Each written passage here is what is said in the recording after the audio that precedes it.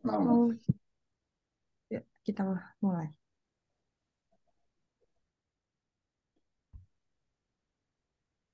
baik, Bismillahirrahmanirrahim. Assalamualaikum warahmatullahi wabarakatuh. Waalaikumsalam. Assalamualaikum warahmatullahi wabarakatuh. Alhamdulillahirabbil alamin. Hamdan thayyiban mubarakan fi kama yuhibbu rabbuna wa yarda. Asyhadu an la ilaha illallah, asyhadu anna Muhammadar Rasulullah. Allahumma shalli ala Muhammad wa ala ali Muhammad kama shallaita ala Ibrahim wa ala ali Ibrahim innaka Hamidum Majid. Ahlan wa sahlan pada Ustadzuna yakni Ustadz Nafi Zainuddin hafizallah, dan juga kepada para jamaah wali santri atau wali siswa SDIT maupun TKIT Fitrah Tunas Bangsa. Kami juga mengucapkan ahlan wa sahlan kepada Pak Bram dan Ibu Eti sebagai Yayasan Kartika Destrarata, dan juga Ustadz Dery Suyatma sebagai Kepala Sekolah SDIT Fitrah Tunas Bangsa, dan juga kepada Ustazah Mufidah selaku Kepala Sekolah TKIT Fitrah Tunas Bangsa.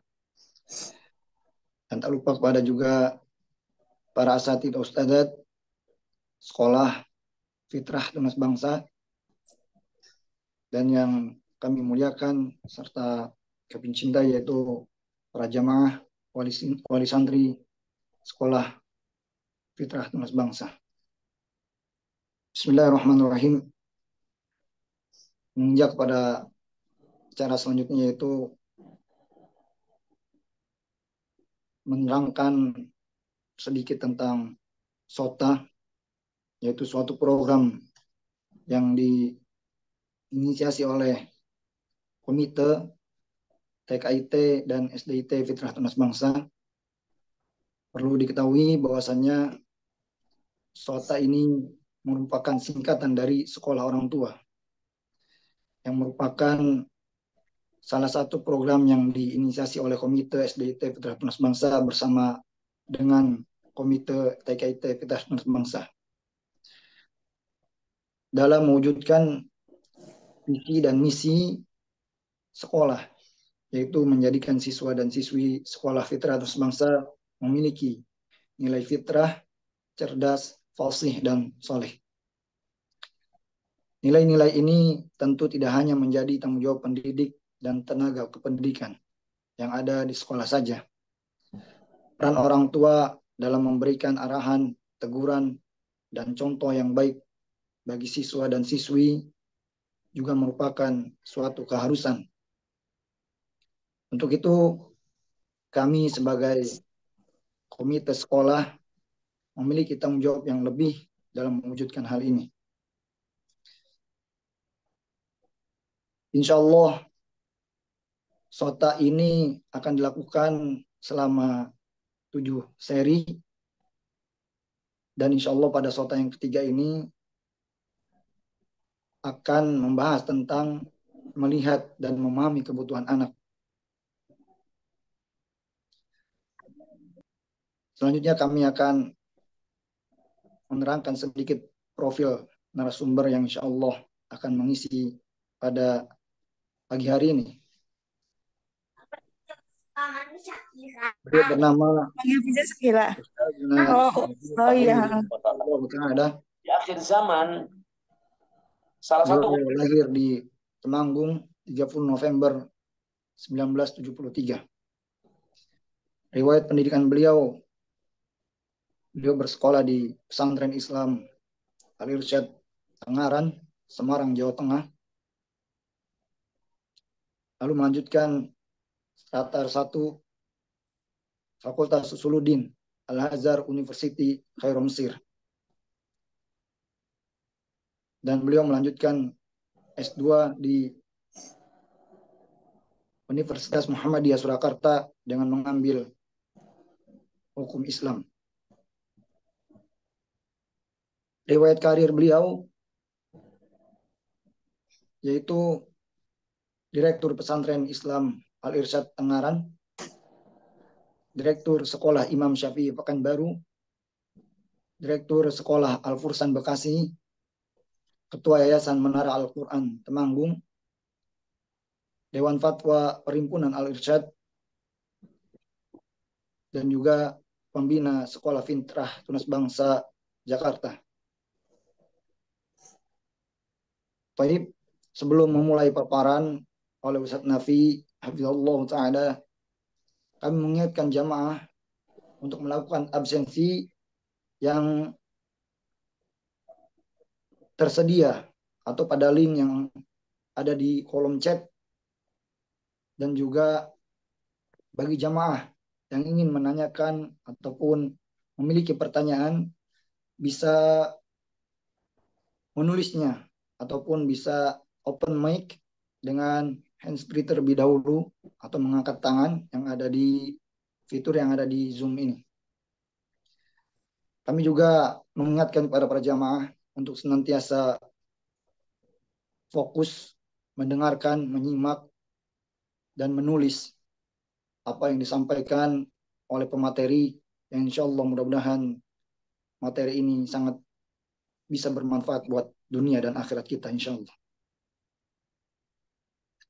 Baik, kita akan masuk kepada paparan atau materi yang akan disampaikan oleh Ustazuna Nafi hafizallahu taala kepada beliau. Waltafadhal mashkur. Jazakallah khair Ustaz Septian. Semoga Allah Subhanahu wa taala mudahkan pertemuan kita pada pagi hari ini. Semoga Allah taala berikan kesehatan kepada semuanya, Pak Bram, Bu Eti, Ustaz Ustadzah, dan seluruh wali siswa, ayah bunda di Sekolah Finsa. Baik, insya Allah kita mulai. Bismillahirrahmanirrahim. Assalamualaikum warahmatullahi wabarakatuh. Waalaikumsalam warahmatullahi wabarakatuh. Alhamdulillahi rabbil alamin. Nusalli wa nusallim ala sayyidil awwalina wal akhirin. Muhammad ibn Abdullah al-Amin. Al-mab'uthi rahmatan lil alamin. Wa ala alihi wa ashabihi ajma'in wa man sara ala nahjihi ila yaumiddin. Bersyukur kepada Allah Subhanahu wa taala, dialah yang telah berfirman, ya ayyuhalladzina amanu taqullaha haqqa tuqatih wa la tamutunna illa wa antum muslimun. Ya ayyuhan nasu taqu rabbakumul ladzi khalaqakum min nafsin wahidah wa khalaqa minha zawjaha wa batha minhuma rijalan katsiran wa nisaa'a wattaqullaha alladzi tasaaluna bihi wal arham innallaha kana 'alaikum raqiba. Ya ayyuhalladzina amanu taqullaha wa qulu qawlan sadida yuslih lakum a'malakum wa yaghfir lakum dhunubakum wa may yuti'illaha wa rasulahu faqad faza fawzan 'azima. Jamaah yang dirahmati Allah, kembali kita bersekolah bersama ini ya. Karena setiap muslim adalah seorang yang selalu berupaya untuk menambah ilmu yang menjadi dasar untuk amal dan mendekatkan diri dengan ilmu dan amal tersebut kepada Allah Subhanahu wa taala. Dalam konteks kita di lembaga pendidikan dan berkecimpung langsung dalam mendidik anak-anak kita, para peserta didik, kita membutuhkan juga bekal. Sebab sebagaimana dikatakan faqidus syai' la yu'tih, bahwasanya seorang yang tidak mempunyai sesuatu tidak mungkin dia bisa memberikan apapun.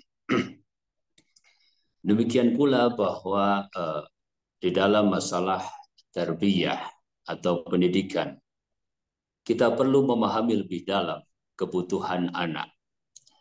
Karena memang anak sangat unik dan tentu ada keterbatasan-keterbatasan kita, baik kepada akses syariah, ya, karena keterbatasan ilmu kita, ataupun tentang dunia anak itu sendiri, dan seterusnya. Maka saya sepakati tentang tema kita pada pagi hari ini, memahami lebih dalam. Artinya kita mencoba memahami dunia mereka dan kita mencoba mengerti kebutuhan mereka sehingga kita bisa memberikan baik di sekolah ataupun di rumah apa yang sesungguhnya dibutuhkan.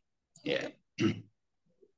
Jika kita bertanya kepada hati kita yang paling dalam, tentulah kita pada akhirnya hanya menginginkan dzurriyyatan thayyibah, yaitu keturunan yang baik, keturunan yang saleh, keturunan yang manfaat di dunia dan juga di akhirat. Dan kita sebagai orang tua atau sebagai pendidik ingin merasa mereka aman, ya, ingin merasa mereka bisa menjalani hari-hari masa depan mereka. Ya. Dan untuk itu kita mulai dari dasar memahami apa yang sesungguhnya mereka butuhkan. Ya. Saya menyebutkan bahwasanya kebutuhan dasar manusia itu ada 3 macam. Ya.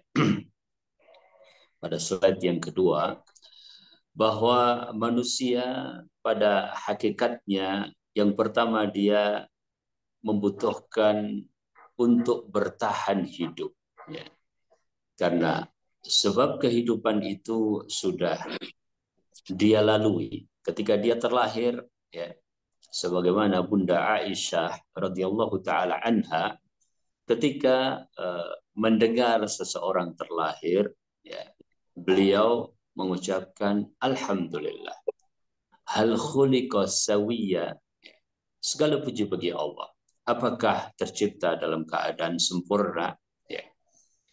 Setelah manusia berada di alam dunia ini, maka sebelum dia melakukan segala sesuatu, tentu dikehendaki dari kehidupannya. Ya. Dan untuk itu dia harus bertahan hidup. Ya. Dia hidup untuk menyelesaikan usianya. Ya. Dia hidup, ya, untuk menggunakan waktunya. Wal asri innal insana lafi khusrin illa alladhina amanu wa amilus salihati wa tawassaw bil haqq wa tawassaw bis sabr. Kemudian yang kedua, bahwa dia membutuhkan untuk bisa berbahagia di dalam hidupnya. Karena Allah Subhanahu wa taala jadikan kelahiran seorang bayi atau seorang anak itu adalah sebagai rahmat dari Allah Subhanahu wa taala, dan tidak terbayangkan, ya, kerahmatan tanpa kebahagiaan. Dan Allah Subhanahu wa taala menginginkan bahwasanya hamba-hambanya adalah mereka yang punya kebahagiaan sampai pada puncaknya, ya, kebahagiaan yang ada di dalam hatinya, ya. Dan sesungguhnya kebahagiaan itu memang berada di dalam diri seseorang, di dalam jiwa seseorang. Ya. Kalau secara zahir dia berbahagia, belum tentu secara batin dia berbahagia. Namun apabila dia berbahagia secara batin, zahirnya adalah melengkapi. Apabila zahirnya adalah juga merupakan kebahagiaan, maka tentu adalah kenikmatan di atas kenikmatan yang Allah Subhanahu wa taala berikan. Kemudian yang ketiga adalah bahagia selamanya, bahwa kebahagiaan yang hakiki adalah kebahagiaan yang tidak ada padanya kesusahan, dan itu hanya ada pada kehidupan surga Allah Subhanahu wa taala. Namun selama dia berada di dunia ini, ya, tentunya dia ingin merasakan berbagai bentuk kebahagiaan. Ya. Dan pada hakikatnya seorang tidak suka kalau ada hal-hal yang mengurangi kebahagiaannya, baik itu sakit ataupun kekurangan dalam berbagai hal, ya, dia tidak ingin. Ya. Oleh karenanya seseorang yang berada di dalam hidup ini, dia tidak berharap ada sesuatu apapun yang mengurangi kebahagiaannya. Namun ketika itu terjadi, bagaimana dia juga tetap harus mengupayakan agar berada di dalam taslim kepada Allah Subhanahu wa taala, berada di dalam kondisi jiwa yang stabil, yang pada akhirnya adalah tetap berbahagia sebagaimana Rasul Shallallahu Alaihi Wasallam selalu mengucapkan dalam kondisi yang tidak sesuai dengan keinginannya, Alhamdulillah ala kulli hal. Segala puji bagi Allah Subhanahu wa taala pada seluruh keadaan. Dan yang lebih penting adalah bahwasanya ya, terkadang perkara-perkara di dunia ini zahirnya adalah sesuatu yang berat, sesuatu yang kadang tidak bisa kita menyebutnya secara spontan bahwa itu adalah hal yang membahagiakan. Namun ternyata dia adalah pengantar untuk kebahagiaan di akhirat. Ya. Saya bisa contohkan tentang Nabiullah Yahya alaihi salatu wassalam. Beliau meninggal karena orang-orang Yahudi. Ya. Semenjak dahulu orang-orang Yahudi ini mempunyai sifat-sifat yang tidak baik. Orang-orang yang terbaik, manusia-manusia yang terpilih oleh Allah Subhanahu wa taala pun tidak selamat dari kejahatan mereka. Maka Nabi Yahya meninggal karena dibunuh oleh orang-orang Yahudi. Namun Allah Subhanahu wa taala menyebutkan di dalam Al-Qur'an bahwasanya ada keselamatan bagi beliau alaihi salatu wassalam. Ya, wassalamun alaihi yauma wulida wa yauma yamutu wa yauma yub'atsu hayya. Ya. Keselamatan bagi Nabi Yahya di saat beliau terlahir, ya, di saat beliau meninggal, padahal meninggalnya karena terbunuh oleh orang-orang Yahudi. Ya. Dan kebahagiaan serta keselamatan ketika nanti dibangkitkan oleh Allah Subhanahu wa taala karena telah selesai dari segala kesusahan di dunia dan menuju kebahagiaan hakiki. Baik, pada slide yang berikutnya saya menjelaskan tentang memenuhi kebutuhan dengan pendekatan asih, asah, dan asuh. Ya. Istilah asih, asah, dan asuh itu adalah istilah yang sangat akrab mungkin di telinga kita, lebih khusus lagi mungkin di kalangan para pendidik, para praktisi lembaga pendidikan, dan tentu juga Bapak Ibu semuanya, ayah bunda, ya, sering sekali kita mendengar asih, asah, asuh ini yang menurut literasi yang sampai kepada kita bahwasanya kata-kata ini berasal dari seorang praktisi pendidikan dan pionir di dunia pendidikan di Indonesia, yaitu Ki Hajar Dewantoro. Ya. Beliau menggunakan 3 istilah yang sangat mudah untuk kita ingat-ingat dan memenuhi beberapa hal yang memang dibutuhkan di dalam pendidikan. Ya. Baik melalui lembaga pendidikan ataupun pendidikan yang ada di rumah kita, ya. Bahkan juga pendidikan yang ada di masyarakat. Ya. Karena hakikatnya 3 kata ini adalah 3 kata yang sangat berpengaruh kepada proses. Saya gambarkan pada slide yang selanjutnya bahwasanya kebutuhan manusia atau anak atau peserta didik, ya, itu dipenuhi dengan 3 cara tersebut. Ya. Seperti sebuah sekolah. Ya. Ketika kita berada di sebuah sekolah, ada proses masuk, ada proses kelulusan. Ya. Bagaimana dari input sampai menjalani proses-proses di dalam sehingga nanti keluar sebagai output. Ya. Nah, proses-proses tersebut, ya, adanya kegiatan belajar mengajar, ya, tidak lepas dari 3 sifat kegiatan belajar mengajar yang digambarkan dalam 3 kata, yaitu asih, asah, dan asuh. Ya. masing-masing mempunyai kategori untuk kemudian mendapatkan sisi perhatian secara tersendiri, meskipun merupakan satu kesatuan yang tidak bisa dipisah-pisahkan. Tidak bisa orang hanya memberikan sisi asihnya, ya, kemudian dia tidak memberikan sisi asah dan asuhnya. Tidak pula dua hal, asah dan asuh, berdiri sendiri dari asih. Ketiga-tiganya adalah merupakan proses pada anak atau pada peserta didik, dan hal tersebut merupakan kegiatan yang terus-menerus dilakukan, berkelanjutan, dan sedikit demi sedikit. Oleh karenanya, seperti pernah saya ungkapkan bahwa ulama tarbawiyun menyebutkan bahwasanya tarbiyah itu adalah tansyiatu atulab syai'an fa syai'an nahwal kamal, ya. Yaitu pembentukan pada para peserta didik sedikit demi sedikit sampai menuju kepada kesempurnaan.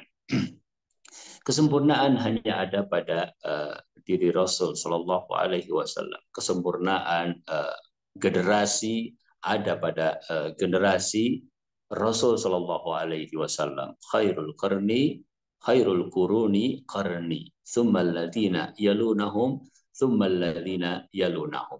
Bahwa kesempurnaan yang ada pada Nabi, kesempurnaan yang ada pada pendidikan Nabi, itulah yang kemudian selalu kita inginkan juga terjadi pada masyarakat, ya, pada generasi setelah mereka. Dalam konteks pendidikan kita, di sekolah kita, atau di rumah kita, kita pun ingin meneladani itu. Dan hanya sekedar sebagai sebuah pendekatan, maka ditemukanlah istilah ini, asih, asah, dan asuh. Dan istilah ini nampaknya wallahu taala a'lam juga merupakan hasil pengalaman orang, karena kita ketika mendidik kemudian menyimpulkan dengan pengalaman-pengalaman kita, ya, apa yang dibutuhkan dan bagaimana memenuhi kebutuhan tersebut, ya. Kadang orang mengetahui tujuan tetapi tidak mengetahui caranya. Kadang orang mengetahui bagaimana cara-cara yang baik untuk menyampaikan sesuatu, tapi tujuan utamanya dia tidak sampai. Ya. Makanya Ibnul Qayyim rahimahullahu taala di dalam kitab Ad-Da'wah Dawa menyebut tentang dua hal ini. Ya. Kalau dua hal ini diketahui, maka insya Allah tercapai sebuah kesuksesan, yaitu tujuan, ya, apa yang diperlukan, ya, dan bagaimana cara untuk mencapai tujuan tersebut. Dan apabila keduanya tidak diketahui, maka itu adalah musibah, kata Ibnul Qayyim rahimahullahu taala. Kemudian saya ingin menjelaskan sedikit apa yang dimaksudkan dengan asih, apa pula yang dimaksudkan dengan asah, dan apa pula yang dimaksudkan dengan asuh, ya. Berikutnya saya sampaikan, menurut literasi yang sampai kepada saya membaca sebuah buku yang terkait dengan perkembangan peserta didik. Pada slide berikutnya saya mengungkapkan tentang asih, ya. Menurut sebuah tulisan, dan insya Allah setelah saya bandingkan dengan berbagai referensi yang ada, bahwasanya asih ini sesungguhnya adalah emosi dan kasih sayang, ya. Dan kita telah membahasnya pada pertemuan yang lalu, yaitu tentang kehadiran emosional di dalam pendidikan. Karena asih ini mencakup poin seperti kasih sayang, ya, rasa aman yang dibutuhkan pada anak, ya, bagaimana menghargai diri sendiri, bagaimana dukungan orang-orang yang ada di sekitarnya supaya dia berkembang secara psikis dengan baik, ya. Kemudian ada kemandirian, ada rasa memiliki, ada kebutuhan untuk sukses, dan perkara-perkara yang masuk di dalam kategori ini, ya. Adapun asah, ya, asah sesungguhnya adalah bagaimana mengasah, ya, yaitu sebuah rangsangan. Pada slide berikutnya, sebuah stimulan atau stimulasi yang dilakukan oleh seseorang, baik orang tua di rumah, ayah, bunda, ya, atau bahkan masyarakat, ya, atau para guru di sekolah, bahkan ya Nabi kita Shallallahu Alaihi Wasallam ya menunjukkan kepada kita bagaimana sesungguhnya stimulan-stimulan itu diperbanyak. Ya. Dalam istilah lain sering ada orang yang menyebut sebagai sebuah pijakan. Ya.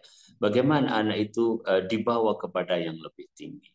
Bagaimana nalarnya itu ditingkatkan. Bagaimana keterampilannya ditingkatkan. Bagaimana kemampuan dan potensi yang ada pada dirinya sesungguhnya tidak semuanya ditalkin atau didikte, namun ada hal-hal yang sifatnya adalah stimulan-stimulan dan dia akan berkembang sendiri. Oleh karenanya khususnya pada anak-anak usia dini ada poin explore ya agar mereka bisa mengembangkan diri mereka sebagaimana itu juga dibutuhkan pada setiap masa dan setiap tahapan usia seseorang selama masih ada perkembangan pada dirinya bahkan juga pertumbuhan ya.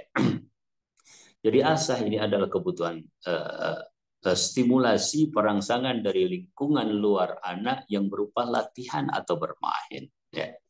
Latihan ya, kemudian pengalaman ya, mencoba ya, kemudian belajar dari kesalahan, kemudian dia melakukan perbaikan atau dia menemukan bagaimana cara untuk memenuhi apa yang sesungguhnya ada di dalam dirinya ya. Dan kadang-kadang di dunia anak itu hanya difasilitasi oleh kegiatan-kegiatan ataupun permainan-permainan sehingga potensi kecerdasan yang ada pada dirinya ya beragam yang terdapat di dalam jiwanya berupa potensi-potensi untuk berkembang pada akhirnya berkembang. Baik, kemudian yang ketiga adalah asuh. Asuh adalah terkait dengan kebutuhan fisik dan biomedis. Ya. Pada slide berikutnya, ya, bahwa seorang anak dia memiliki kebutuhan ya, yang terkait dengan kebutuhan fisiknya, ya, jasadnya, ya, pertumbuhannya. Ya. Ada pembahasan di dalam buku yang tadi saya sebutkan bahwa anak harus dipenuhi beberapa hal terkait dengan nutrisi ya yang dibutuhkan agar terjadi keseimbangan pada dirinya terkait dengan perawatan kesehatan secara dasar terkait dengan papan pakaian ya kemudian terkait juga dengan kebersihan diri dan lingkungan jasmaninya dan berbagai hal yang secara singkat disebut dalam kebutuhan fisik dan biomedis. Ya. Baik jamaah yang dirahmati Allah, ya. Kita sering mendengar kata adanya pertumbuhan dan perkembangan, ya. Yang kemudian tadi ditopang dengan ase, asa, dan asuh. Ya. Pertumbuhan itu adalah terkait dengan pertumbuhan fisik. Ya, pada slide berikutnya dan perkembangan itu adalah terkait dengan perkembangan intelektual, perkembangan sosial, perkembangan bahasa, perkembangan emosi. Ya. Apakah hanya itu saja atau klasifikasi ini sesungguhnya adalah klasifikasi yang benar-benar memenuhi seluruh kebutuhan? Ya, barangkali tidak. Tetapi ini adalah 5 hal yang sering dibicarakan atau dianggap sebagai hal-hal yang utama di dalam pertumbuhan dan perkembangan. Jadi kalau kita berbicara pertumbuhan itu terkait dengan tubuhnya, ya. Kalau kita berbicara tentang perkembangan itu terkait dengan poin-poin yang lainnya. Oleh karenanya ada istilah tumbuh kembang anak. Ya. Kemudian saya sampaikan bahwa terhadap ragam pertumbuhan dan perkembangan itu, ya, pada slide berikutnya intinya adalah bahwa pada akhirnya kitalah yang menentukan apa yang kita butuhkan, ya, dan sejauh mana kita bisa mempersiapkan, ya. Dewasa ini apa yang dibutuhkan oleh anak-anak tetap kembali kepada kebutuhan-kebutuhan dasar tadi, meskipun rinciannya barangkali mempunyai sedikit perbedaan-perbedaan, ya, bahwa dalam berbagai penelitian, ya, yang dilakukan oleh para praktisi pendidikan, juga bahkan praktisi lingkungan, juga tentang perubahan-perubahan yang terjadi, era disrupsi, ya, yang dibutuhkan oleh anak itu apa, ya, untuk bisa bertahan, ya, untuk bisa tetap eksis, ya. Mereka menyimpulkan dengan beberapa kesimpulan. Contohnya mereka mengatakan sekarang ini, dewasa ini, yang paling dibutuhkan justru adalah kolaborasi, misalnya. Bagaimana bisa hidup bersama, bagaimana bisa mempunyai link yang aman dan nyaman untuk dirinya, ya. Jadi kebutuhan untuk itu adalah kebutuhan yang dirasa sampai pada ranking yang tertinggi untuk segala bentuk perubahan yang terjadi saat ini, ya. Maka saya katakan bahwa pada akhirnya kitalah yang menentukan apa yang kita butuhkan, ya, dan sejauh mana kita bisa mempersiapkannya. Sebagai contoh, cara pandang kita mungkin berbeda dengan orang lain, khususnya kalau kita menggunakan kacamata syariah. Yang dibutuhkan oleh orang-orang yang beriman, tujuannya sudah jelas dan bagaimana kita mencapai sampai di sana. Sedangkan yang dibutuhkan oleh orang-orang yang tidak beriman berbeda, ya. Orang-orang Yahudi disifati oleh Allah Subhanahu wa taala di dalam ayat Al-Qur'an, "Wala tajidannahum ahrasan nasi ala hayatin." Mereka adalah orang-orang yang paling luba untuk memenuhi kebutuhan hidup mereka selama di dunia saja. Sedangkan orang yang beriman tidak seperti itu, ya. Dia mempunyai cara tersendiri, ya, diajarkan kepada kita doa dari Rasulullah Sallallahu Alaihi Wasallam, ya, wala taj'alid dunya akbara hammina, ya. Jangan jadikan, ya Allah, dunia itu sebagai keinginan kami yang tertinggi, ya, tapi sebagaimana yang dikatakan di dalam sebuah syair, inna lillahi ibadan fatala, ya, nadharu ila dunya falamma alim annaha laysat lahum watana ja'aluha lujjatan wattakhadhu salihal a'mali sufuna, ya. Sesungguhnya hamba-hamba Allah yang cerdas, mereka melihat dunia itu, ya, sebagai sesuatu yang tidak kekal, ya. Maka ketika mereka mengetahui hal itu, mereka jadikan itu hanyalah tempat untuk menyeberang, dan mereka jadikan amalan-amalan soleh sebagai perahu-perahunya, ya. Jadi cara pandang inilah yang kemudian akan mempengaruhi juga bentuk pendidikan dan memahami apa kebutuhan yang sesungguhnya diperlukan oleh anak. Tentu kita meyakini sebagai seorang Muslim, bahwasanya Al-Quran sudah menempatkan dunia pada tempatnya, menempatkan akhirat pada tempatnya, sehingga kita diminta untuk berada pada posisi yang benar. Baik, saya gambarkan pada slide berikutnya tentang kebutuhan itu secara umum.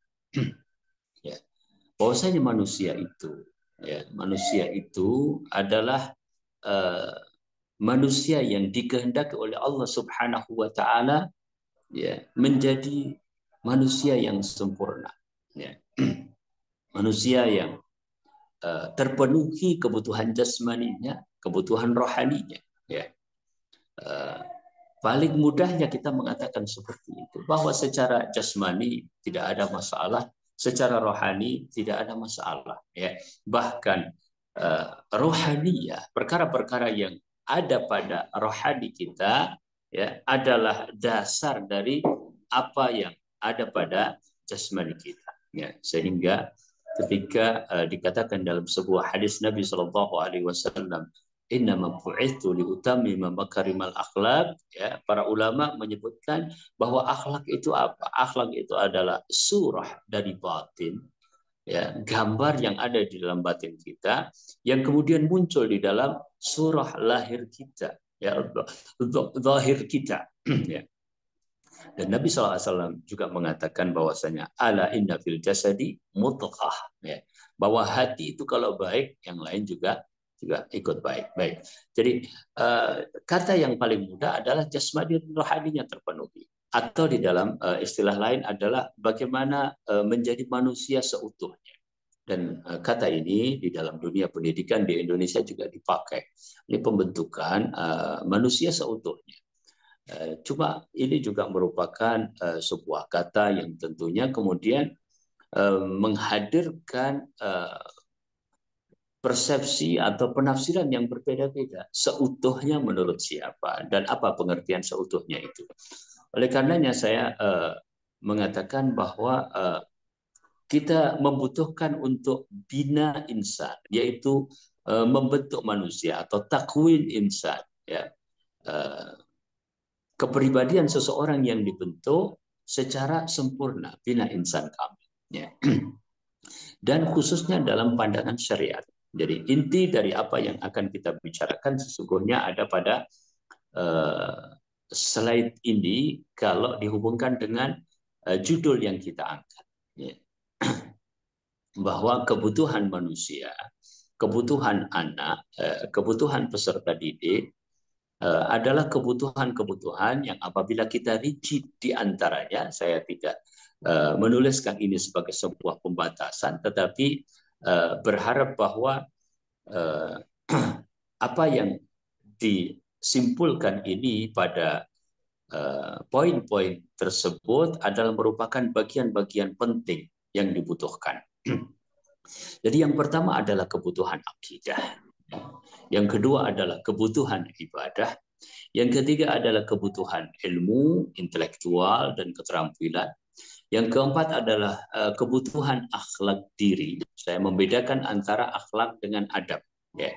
Sesungguhnya keduanya mirip, berkaitan, dan banyak irisan atau kesamaannya. Ya. Tetapi kadang-kadang memang kita mendengar istilah tersebut, ada istilah akhlak, ada istilah adab. Nah, maka apabila kita mau membedakannya, maka akhlak itu yang berkaitan dengan kepribadian kita, diri sendiri kita, ya, saksiat kita. Adapun adab itu adalah terkait dengan muamalah terhadap orang lain, ya. Bagaimana kita bergaul, ya, bagaimana kita bersikap. Oleh karenanya poin 4 saya sebut bahwa kebutuhannya adalah kebutuhan akhlak diri, sedangkan pada poin yang selanjutnya poin 5 adalah bahwa kebutuhan sosial ada, yaitu kebutuhan adab dan sosial. Kemudian yang keenam adalah kebutuhan kesehatan dan pertumbuhan fisik. Kebutuhan yang ketujuh adalah kebutuhan bahasa, dan yang kedelapan adalah kebutuhan emosional atau kebutuhan yang terkait dengan perkara-perkara psikis. Ya. Baiklah, jemaah yang dirahmati Allah, ayah bunda, kita akan mencoba melihat bagaimana pandangan syariat. Ya. Kita akan mengurai beberapa kebutuhan yang sudah disebutkan dalam 8 poin tersebut dari beberapa contoh kasus, kemudian beberapa contoh penerapan di dalam dunia pendidikan, baik di sekolah ataupun di rumah kita. Maka berikutnya saya tampilkan bahwa di Finsa dulu. Kenapa kita perlu menampilkan ini? Ya, supaya kita yakin ada kesesuaian. Ya, ada kesesuaian antara yang dikembangkan dengan pembelajaran melalui pendidikan anak di sekolah dengan yang diberlakukan nantinya di rumah. Dan itulah salah satu fungsi dari parenting. Kita mencoba untuk berada pada frekuensi yang sama, ya. Pemahaman yang sama tentang pendidikan dan apa yang dibutuhkan. Yang saya tampilkan ini adalah SKL, ya.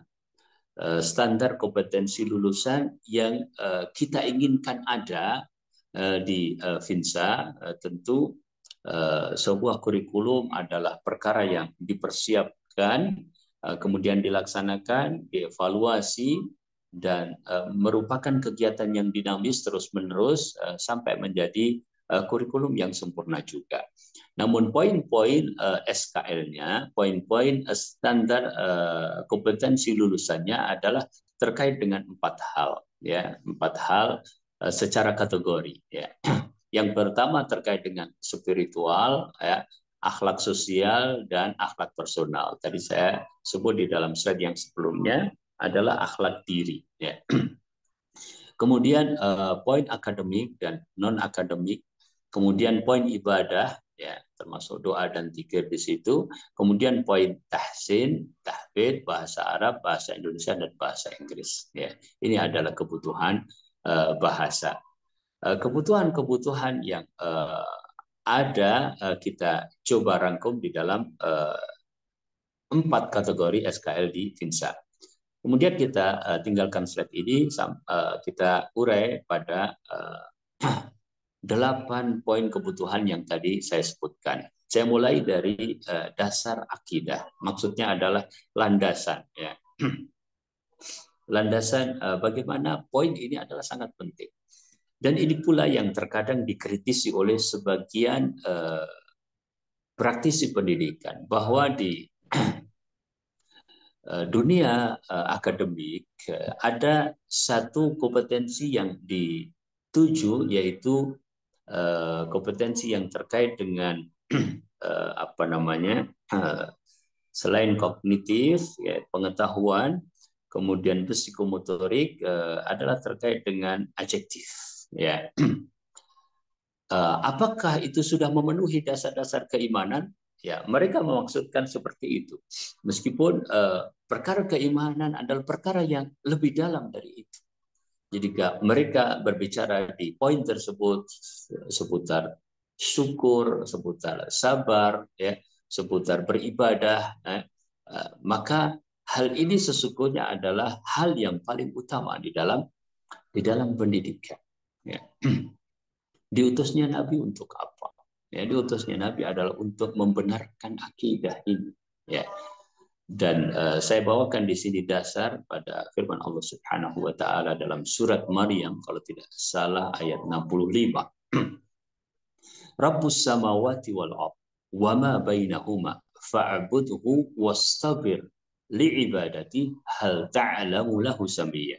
Tuhan yang menguasai langit dan bumi dan apa-apa yang ada di antara keduanya, maka sembahlah Dia dan berteguh hatilah dalam beribadat kepadanya. Apakah kamu mengetahui ada sesuatu yang sama dengan Dia yang patut disembah? Ya. Ayat ini jamaah yang dirahmati Allah adalah ayat yang mencakup 3 bentuk tauhid. Yang pertama itu Rabbus samawati wal ard wa ma bainahuma, itu rububiyah. Fa'budhu wastabir li ibadati, itu adalah uluhiyah. Dan hal ta'lamu lahu samiyya adalah asma dan sifat. Ya. Ini adalah perkara yang mendasari dari seluruh amalan. Maka para ulama di dalam ilmu dakwah, ya, menyebutkan yang pertama kali dibutuhkan adalah perkara tauhid. Ya. Sampai ada sebuah buku yang berjudul At-Tauhidu Awalan, ya Du'at al-Islam. Ya. Tauhid dulu wahai para dai Islam. Baik, ini adalah dasar. Contoh penerapannya yang akan saya berikan pada slide-slide berikutnya adalah tentang beberapa contoh saja, ya. Dan namanya contoh di sini hanya satu saja, ya. Padahal kita akan mendapatkan banyak sekali praktek tersebut ya di masa Rasulullah SAW. Dan pemaparan kali ini saya berikan dalam beberapa bentuk. Yang pertama adalah contoh penerapan, kemudian penerapan di sekolah, kemudian penerapan di rumah. Ya, meskipun bisa kita ubah juga mungkin dalam sebagian contohnya, bahkan bisa kita kembangkan dengan banyak sekali contoh-contoh penerapannya ya, yang seharusnya contoh di rumah bisa kita terapkan juga di sekolah. Kemudian di sekolah juga bisa dikembangkan dengan berbagai penerapan-penerapan yang sesuai dengan kegiatan. Contoh di sini adalah secara umum penerapannya adalah ketika Nabi Shallallahu Alaihi Wasallam diriwayatkan bersabda, "Iftahu ala sibyanikum awwala kalimatin bila ilaha illallah." Ya. Ajarkanlah kalimat la ilaha illallah kepada anak-anak kalian sebagai kalimat yang pertama. Ya. Dan tuntunkanlah mereka mengucapkan la ilaha illallah ketika menjelang kematian. Jadi Nabi Shallallahu Alaihi Wasallam mengatakan seperti itu. Terlepas dari perbedaan ulama, contoh misalnya bayi ketika lahir, ya, apakah azan dan qomat atau diazani saja, dan bagaimana kedudukan hadisnya, ya, sampai ada cerita ya, di sekedar apa sebagian dari bumbu kita berbicara ya. Ada suami istri yang istrinya atau yang suaminya saya lupa, salah satunya bukanlah seorang muslim ya. Kita berharap apa namanya bahwa saja mereka menjadi muslim dan muslimah, tapi sekedar cerita bahwa ketika bayinya terlahir dia sendirian ya, sementara dia bukanlah seorang muslim atau muslimah, tapi dia hidup di lingkungan Islam ya. Kemudian ketika bayinya terlahir dia mempunyai landasan teori tentang pendidikan. Apa itu? Bahwa harus ada kata-kata yang didengar pertama oleh anak yang baru terlahir. Karena dia hidup di lingkungan Islam, dia mendengar azan, maka diperdengarkanlah azan itu kepada anaknya. Ya. Dan kebetulan sesuai dengan apa yang dituntutkan dalam syariat. Ya. Jadi ada hal yang pertama kali harus didengar. Dan di dalam Islam itu adalah tauhid. Ya. Demikian pula ketika orang masuk Islam, dia harus mengucapkan wajib dengan lisannya apabila dia mampu ya untuk berikrar asyhadu an la ilaha illallah wa asyhadu anna muhammadan rasulullah. Ya, contoh penerapan di sekolah ya berikutnya. Jamaah bisa perhatikan bahwa penerapan di sekolah itu bisa kita simpulkan atau bisa kita singkat pada tiga hal, yaitu mengenalkan, kemudian mempraktekkan, dan bagaimana membuat dia merasakan. Ya, itu juga bisa kita bawa ke rumah kita. Ya. Contoh bahwa di sekolah itu adalah kegiatan zikir, baik setelah sholat ataupun mungkin kalau di PAUD, di TK mungkin ada zikir bersama. Ya. Dan secara pengalaman ada sebuah kisah. Ya, saya tulis di situ di mana saya harus menaruh pena itu. Jika syaratnya Allah tidak melihat. Ya, saya ganti dengan pena karena ini mau diterapkan di sekolah. Ini awal kisahnya dulu. Di sebagian ulama-ulama kita ada salah seorang guru, ini cerita orang terdahulu. Ya, ketika mendidik dia menggunakan salah satu metode ini. Dia katakan bahwa besok kalian datang harus membawa seekor ayam. Ya. Kemudian ketika sudah bawa, gurunya mengatakan sembelihlah ayam tersebut. Ya, tentu kalau itu kita terapkan pada anak-anak saat ini kan belum pas. Ya. Tapi kalau memang sudah terbiasa bisa saja. Ya. Sembelihlah ayam tersebut di sebuah tempat yang Allah tidak melihat. Itu. Maka bertebaran anak-anak tersebut. Ada satu anak yang mengatakan, ya, bagaimana saya harus melakukannya? Ya. Jika saya harus melakukannya di sebuah tempat yang Allah tidak melihat. Ya. Nah, hal-hal yang seperti ini bisa kita lakukan. Bagaimana kita menstimulan anak-anak untuk melakukan perkara-perkara yang kaitannya sesungguhnya adalah dengan akidah. Contoh penerapan di rumah kita, misalnya mempunyai koleksi buku cerita para nabi dan para sahabat pada saat yang berikutnya. Ya, ya. Melihat waktunya kita lanjut kepada dasar ibadah. Ya, ya. Dasar ibadah iyyaka na'budu wa iyyaka nasta'in. Ya, contoh penerapan ibadah. Ya. Pada contoh penerapan ibadah slide yang berikutnya, ya, bagaimana kebutuhan ibadah ini juga dilakukan oleh ulama salaf semenjak kecil. Ya. Pada riwayat ini saya bercerita atau saya bawakan riwayat ini untuk bercerita tentang bagaimana para ulama itu ternyata juga membahas sedemikian rupa. Ya. Jadi ada sebuah riwayat ya terkait dengan istri dari Mu'adz bin Abdullah. Ya. Ketika ditanya kapan sih anak itu ya diperintahkan untuk sholat, gitu. Saat itu ada semacam diskusi seperti itu dan itu terjadi di rumah mereka. Ya. Antara orang tua dengan orang tua yang lainnya atau antara orang yang bertanya kepada orang yang dianggap lebih tahu. Ya. Maka jawabannya ya dikatakan bahwasanya ya, Nabi Shallallahu Alaihi Wasallam mengatakan ya, diajarkan sholat atau diperintahkan untuk melakukan sholat itu idza arafa yaminahu min shimali. Kalau dia sudah bisa membedakan antara kanan dan kiri. Itu pada sebuah riwayat, tapi riwayat ini dhaif ya. Tapi sengaja saya bawakan. Kenapa? Karena pengalaman yang seperti itu ada pada kita. Ya. Kalau kita mengikuti perkembangan anak-anak kita, maka anak-anak itu masih sering keliru ya. Yang kanan, yang kiri, ya makan dengan tangan kanan, makan dengan tangan kiri. Mana yang sebelah kanan, mana yang sebelah kiri. Ketika dia menghadap ke barat, ya mungkin dia saat itu dikasih tahu, ya sudah benar. Begitu dia menghadap ke timur, dia sudah bingung mana yang kanan dan mana yang kiri. Jadi perkara ini adalah perkara yang diperhatikan oleh mereka. Sehingga ketika dikatakan kalau sudah bisa membedakan, ya maka disitulah waktunya untuk diajari sholat. Dan kita hubungkan dengan hadis yang sahih bahwa itu adalah usia tamyiz dan biasanya adalah usia 7 tahun. Ya. Slide berikutnya contoh penerapan di sekolah. Ya, saya bawakan sebuah riwayat. Ya, riwayat mengajarkan azan ya setelah perang Hunain.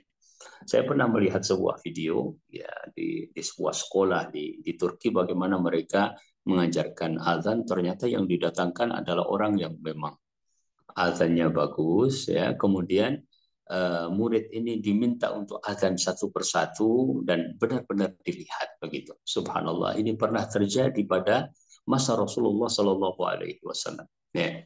Kejadiannya ada setelah perang Hunain.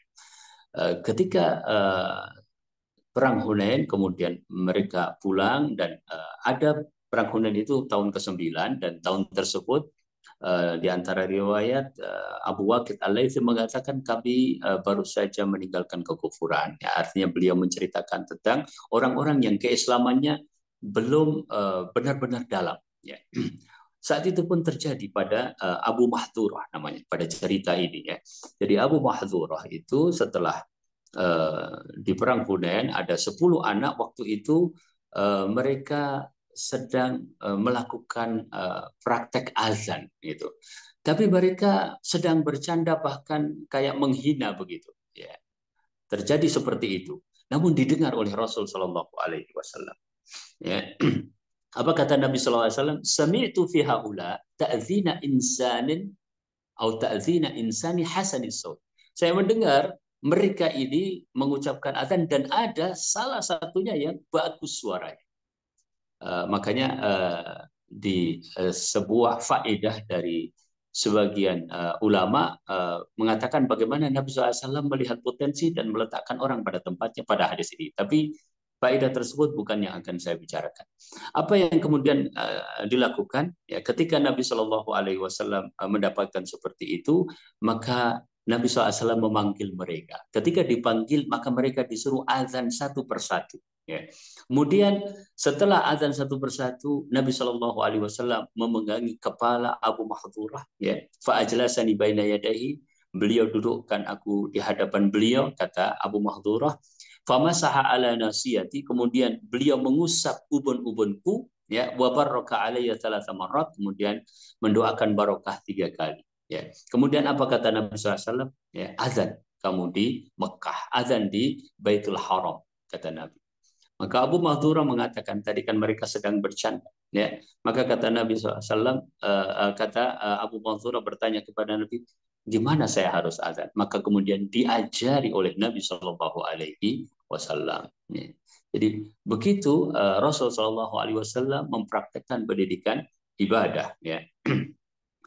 Pada slide berikutnya saya berikan contoh penerapan di rumah, ya, khususnya bagi akhwat, ya, mungkin ada musola khusus, ya, kemudian dilihati bagaimana praktek wudu anak, dan di situ juga saya bawakan riwayat di rumah, ya, bagaimana Nabi Shallallahu Alaihi Wasallam mengajarkan kepada Hasan bin Ali doa kunut.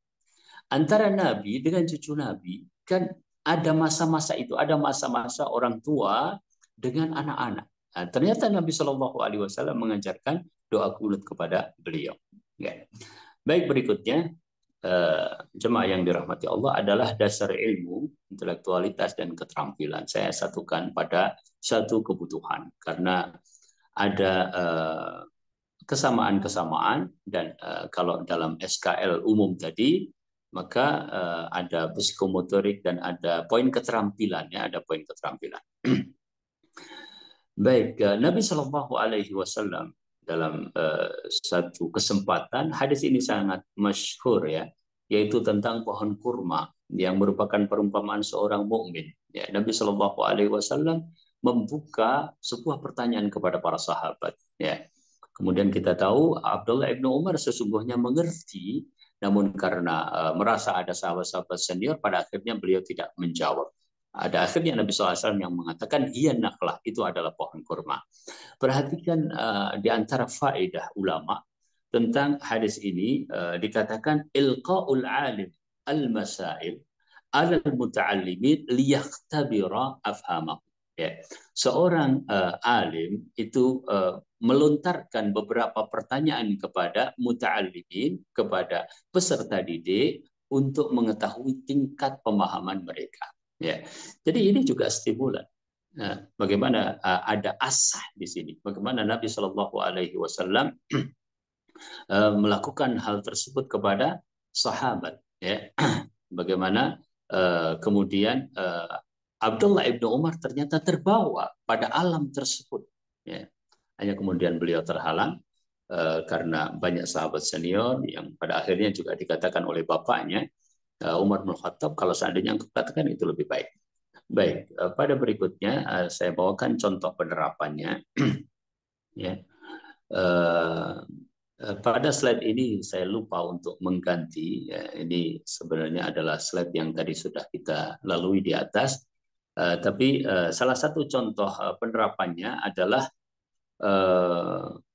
bagaimana Nabi SAW misalnya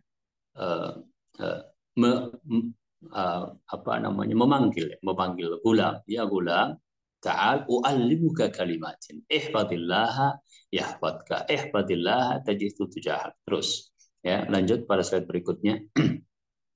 Penerapan di sekolah misalnya. Di dalam sebuah riwayat, Nabi Shallallahu Alaihi Wasallam pernah menggambar, membuat 4 garis. Ya. Beliau ingin menjelaskan tentang para wanita yang terbaik di dunia ini. Ya. Nabi Shallallahu Alaihi Wasallam membuat 4 garis, arba'a khutut. Ya.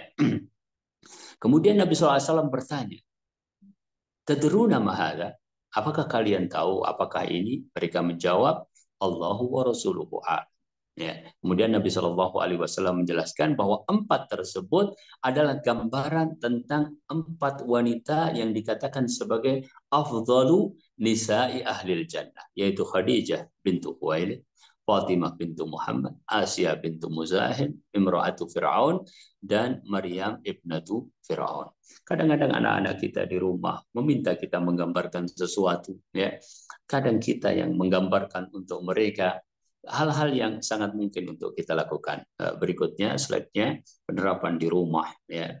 Bahwa pada slide ini saya ingin menggambarkan atau menjelaskan Nabi Shallallahu Alaihi Wasallam ketika di rumah, ya, digambarkan oleh Aisyah itu sebagai apa? Sebagai seorang yang seperti kalian, ya, orang yang paling lembut, paling dermawan, ya, banyak senyum. Di situ lafaznya adalah kana dhahakan bassaman. Dhahak itu banyak tertawa, bassaman itu banyak senyum, ya. Kalau kita melihat penjelasan para ulama, maksudnya dhahak itu wallahu taala alam, yang paling banyak pada diri Nabi adalah senyum, ya. Kemudian beliau itu melakukan pekerjaan-pekerjaan di rumah, ya. Memperbaiki sendalnya, menjahit bajunya, kemudian memeras susu kambing, kemudian membantu istrinya, ya, seperti apa yang dilakukan oleh kita. Itu istilahnya tidak ada perbedaannya. Berarti kalau kita tarik pada dunia sekarang, anak-anak kita, kadang anak-anak kita mungkin bermain sepeda, kadang anak-anak kita pegang HP, kadang anak-anak kita melakukan aktivitas yang kadang-kadang kita harus kemudian juga membersamai mereka sebagai salah satu upaya agar kita masuk di dalam pemenuhan kebutuhan baik terkait dengan ilmu, intelektualitasnya, keterampilan. Saya ingat, ya, ini benar-benar cerita saja, ya. Jadi salah satu anak saya misalnya tebak-tebakan itu tentang lawan kata, gitu kan, tentang lawan kata, ya. Itu kan kadang-kadang muncul, ya, kadang-kadang muncul dari anak, ya. Kemudian awalnya biasa saja, ya, lawan kata misalnya besar adalah kecil, biasa, ya. Kemudian setelah itu pada kata-kata yang lebih sulit, ketika sampai pada kata misalnya kalau merasa, lawan katanya apa, ya? Katanya merasa apa, ya? Nah, tidak merasa, kan gitu. Pada akhirnya beberapa kosakata, ya, lawan katanya adalah memakai kata tidak, gitu. Karena ternyata seperti itu susah sekali untuk pada setiap kata itu ada lawan katanya, ya. Dia mengawali dari pertanyaan Abi, apa lawan kata dari tinggi? Spontan orang tua mengatakan pendek, kan gitu, ya. Salah, kalau lawan kata tinggi mestinya adalah rendah, kan gitu. Kalau pendek itu lawan kata dari panjang. Oh iya juga, ya. Itu kan sebuah asah, ya, sebuah stimulan yang kita juga memenuhi kebutuhan-kebutuhan begitu, ya. Bisa dibalasi lagi kalau orang tinggi lawan katanya apa, orang rendah apa, orang pendek, ya. Hal-hal yang sering terjadi di sekolah, di rumah kita, bahkan kalau kita kembali kepada riwayat ini bahwa Nabi Shallallahu Alaihi Wasallam secara umum, ya, melakukan hal-hal tersebut, ya. Baik, saya akan coba cepat, jamaah yang dirahmati Allah. Slide berikutnya menampilkan dasar akhlak diri, ya. Dasar akhlak diri, inna wa bu'ithul utamima makarimal akhlak. Lanjut, contoh penerapan akhlak diri, ya. Situ saya bawakan sebuah riwayat, ya, tentang ini terjadi di rumah, ya. Bahwasanya Nabi Shallallahu Alaihi Wasallam mengamati riwayat dari seorang sahabat di sini, ya. Beliau adalah Abdullah bin Amir, ya. Ibunya memanggilnya, ya. Kemari, saya mau beri kamu sesuatu, ya. Nabi Shallallahu Alaihi Wasallam langsung mengkritisi, ya, ma aradti an tu'tiyah, ya, atau an tu'tih, ya, apa yang kau ingin berikan, ya. Qalat u'tihi tamran, ya, saya mau kasih dia kurma. Apa kata Nabi Shallallahu Alaihi Wasallam, ya, ama innaki law lam tu'tihi syai'an kutibat alaiki kidbah. Kalau ternyata kamu cuma manggil-manggil saja dan kamu tidak kasih, maka itu adalah kebohongan. Ya. Berikutnya contoh penerapan di sekolah. Jadi Nabi Shallallahu Alaihi Wasallam ya pernah memberikan pada slide berikutnya pelajaran kepada seorang anak. Apa pelajarannya? Dijewer telinganya. Ya. Kenapa? Ya, jadi ceritanya Abdullah bin Bisr al-Mazini ini diperintahkan untuk membawa anggur bagi Rasul Shallallahu Alaihi Wasallam. Ya. Tapi dalam perjalanan dia ambil sebagian dari anggur itu dia makan sendiri. Fa'akaltu minhu qabla an uballighahu iyyahu. Saya makan sebagiannya sebelum sampai. Ya. Falamma ji'tu akhadha bi udhuni wa qala ya Gudar. Ya. Maka ketika sampai ya dijawar di telinga saya, ambil telinga saya wa qala ya Gudar. Ya. Ini namanya khianat, nggak boleh. Ya.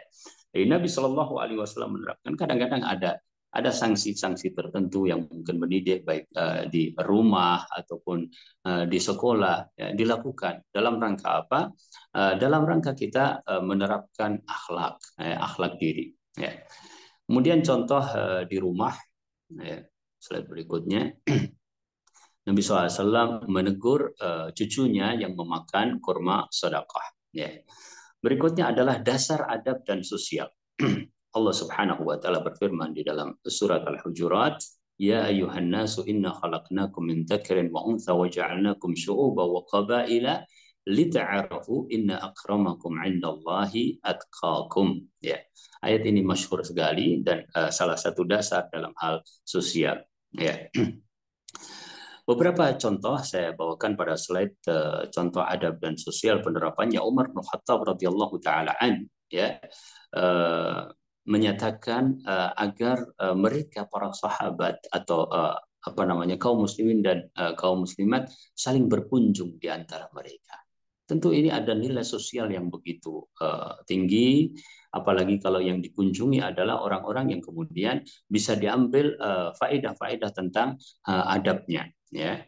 Contoh penerapan saya bawakan pada slide berikutnya, ya. Banyak sekali. Ya, slide ini menampilkan panggilan yang santun dan sesuai ustadz dan ustadzah. Ya, itu adalah perkara-perkara sosial, ya, di mana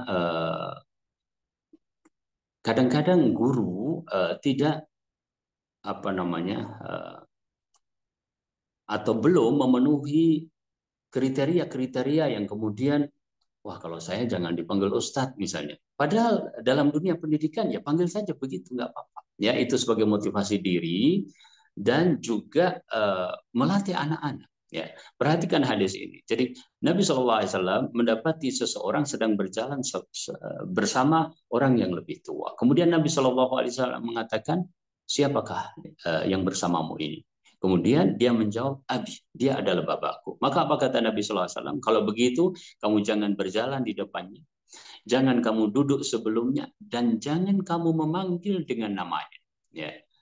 Ya. Dan jangan kamu melakukan perbuatan-perbuatan yang menyebabkan orang lain akan mencelanya. Ya. Lanjut. Ya.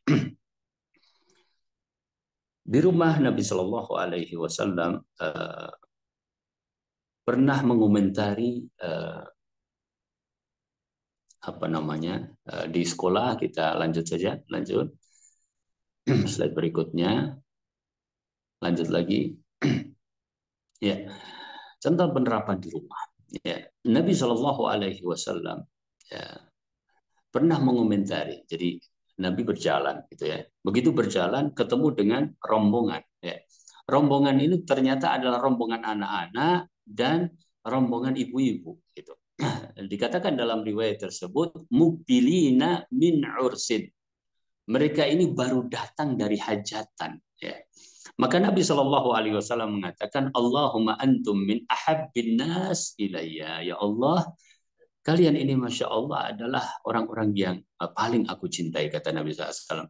Nah, sebagian ulama menyebutkan tentang poin pergi hajatannya itu, bahwa mereka ternyata adalah pergi ke hajatan tersebut sibyanan wa nisaan, ya anak-anak dibawa, ya istri-istrinya juga dibawa gitu.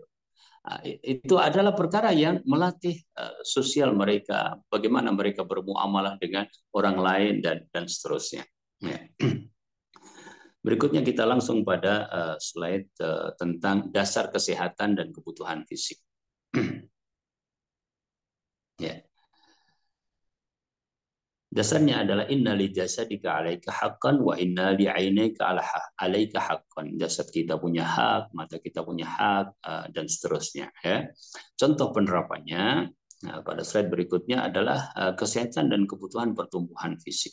Ya, Nabi Shallallahu alaihi wasallam waktu itu melihat orang-orang sedang anak-anak sedang berlatih memanah. Kata Nabi Shallallahu alaihi wasallam, ya, Urmu Bani Ismail fa inna abakum kana rabiya. Terus dulu bapak kalian adalah seorang pemanah yang yakni Nabiullah Ismail alaihi salatu wassalam. Ya, kemudian Nabi SAW mengatakan, wa ana ma'a bani fulan. Saya bersama bani fulan.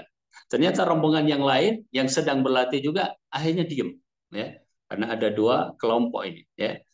Kemudian Nabi SAW mengatakan kepada kelompok yang diam, kenapa kalian diam? Kata mereka, ya Rasulullah, narmi wa anta ma'ahum. Apakah kami harus memanah sementara engkau wahai Rasul bersama mereka? Ya. Kata Nabi SAW, urmu wa ana ma'akum kullikum. Ya. Teruskan, saya bersama kalian semua. Ya. Dan ini adalah pertumbuhan fisik. Sebagian ulama menjelaskan bahwa termasuk berlatih dengan peralatan-peralatan modern yang mempunyai makna yang sama, ta'alluman wa musabaqatan, adalah termasuk dalam penerapan kesehatan dan kebutuhan pertumbuhan fisik. Ya. Berikutnya, contoh di sekolah kita paham ini penerapan ini dan bisa kita perbanyak. Kemudian contoh di rumah, ya, contoh penerapan di rumah. Nah, ini Nabi SAW mengatakan kalau lingkungan sudah sepi, ya jangan keluar, intinya begitu, ya, karena dikhawatirkan ada bahaya baik dari syaitan ataupun saat itu binatang atau hal-hal yang lainnya. Terakhir, jamaah yang dirahmati Allah, saya akan menyebutkan tentang dasar kebutuhan bahasa. Ya. Nabiullah Adam alaihissalam diajarkan bahasa. Ya, kemudian dikomentari oleh sebagian ulama, ya, bahwasanya perkara-perkara yang berkaitan dengan ulum amah, ya, bukan ulum syar'i, ilmu-ilmu umum yang dibutuhkan oleh manusia, termasuk yang matlubah, termasuk yang dibutuhkan apabila itu memang bermanfaat berdasarkan keumuman dari ayat ini. Ya. Contohnya dalam penerapan bahasa, Nabi Shallallahu Alaihi Wasallam perintahkan Zaid, ya. Kemudian contoh penerapan di sekolah, ya, bagaimana dilakukan talqin membaca dan seterusnya. Kemudian terakhir adalah contoh penerapan di rumah. Ya. Jadi satu hari Aisyah radhiyallahu taala anha kedatangan anak-anak, ya, penerapan di rumah. Ya, slide yang terakhir. Kemudian ternyata dua anak ini yang satu fasih, yang satu kurang fasih. Kemudian kata Aisyah radhiyallahu taala anha, ya, malaka la tuhaddits kama yatahaddats ibnu akhi hada. Kenapa bicaramu enggak seperti bicaranya anak saudaraku ini? Ya. Ama anni qad alim. Ya, adapun aku sudah tahu sebabnya, ya. Dari mana engkau datang dengan keadaan seperti ini? Yang ini diajari oleh umminya seperti ini, dan yang ini diajari oleh umminya seperti ini. Ya, jadi ada perbedaan karena perbedaan pendidikan yang dilakukan. Wallahu taala alam, ya, sudah melebihi waktu yang disediakan sangat banyak. Mohon maaf. Semoga Allah Subhanahu wa taala memberikan taufik barokah. Itulah diantara apa yang bisa saya sampaikan terkait dengan memahami lebih dalam kebutuhan anak. Nah, saya kembali kepada Ustadz Septian. Barakallahu fikum. Mufiq barakallah. Jazakallahu khairan Ustaz atas pemaparan ilmu yang insyaallah bermanfaat untuk kita semua. Baik, kita akan lanjutkan yaitu tentang sesi tanya jawab kepada jamaah Ummah wa Abah. Bagi yang ingin bertanya bisa menyalakan mic-nya dengan terlebih dahulu mengangkat tangan pada fitur aplikasi Zoom saat ini. Kami persilakan kepada Ummah dan Abah atau jamaah yang ingin bertanya.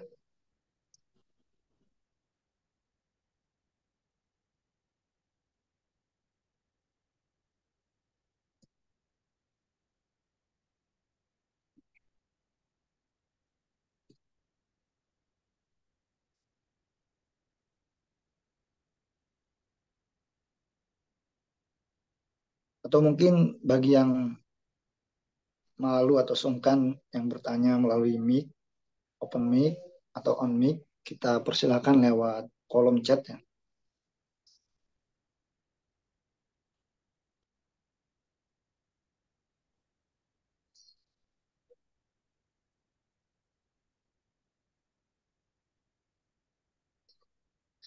Nah, Ustadz, ada satu pertanyaan dari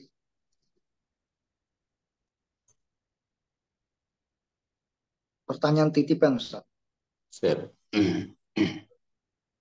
Nanti insya Allah kami bacakan, Ustadz, di paparan yang ada ini.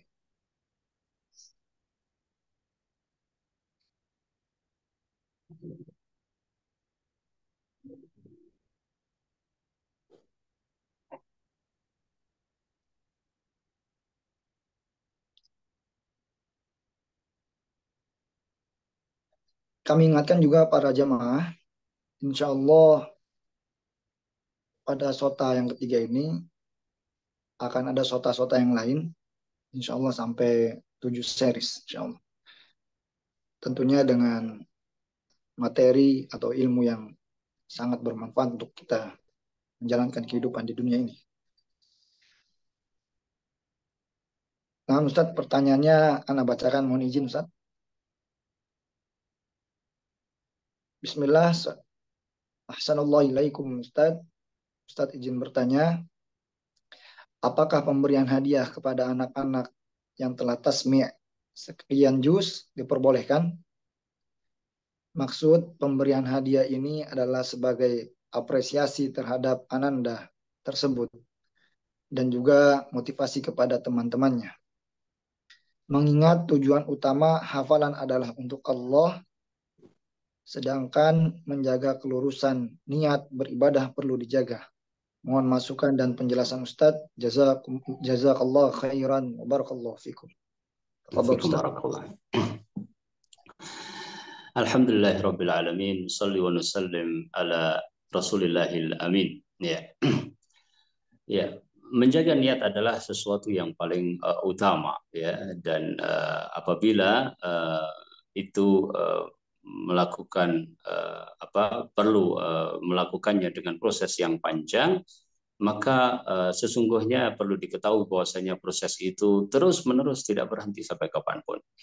Namun memberikan hadiah tidak bertentangan dengan hal tersebut ya. Karena memberikan hadiah untuk sesuatu yang dibolehkan maksudnya adalah termasuk memotivasi ya, yang sering disebut sebagai tahfiz ya, bukan tahfidz. Tahfidz adalah menghafalkan, tahfiz ya adalah memotivasi.